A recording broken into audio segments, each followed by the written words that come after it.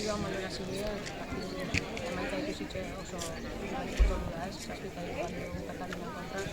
partidua ziren garren entzutxak, gol bat eta segize jaten dugu aurre etxen, bateko azepin da zenien, korrar bat zuten izartu guneko, eta gongaz gehien errazeko duen partidua ikusten, jaten dugu zelako teknikoa eta zelako hori izan dela bizkatzen, era hori duen alde egitea, partidu esku gol, lau baten kontra gatsa izan jaku, sortu da bezan neureke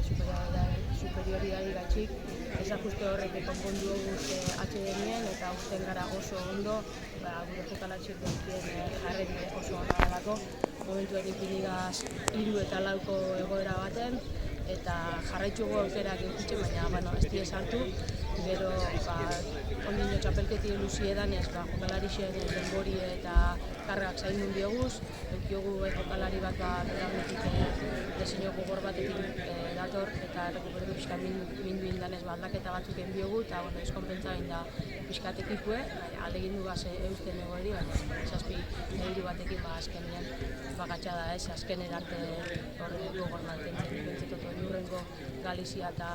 Kanariar uarteen kontra jarrera honekin eta futbol eta baloia eukitxe eta gudoko zorreriaz min asko egin eta aurrera inatzen den ondo rekuperauko gaz eta bixar a muerte goiaz Galizian.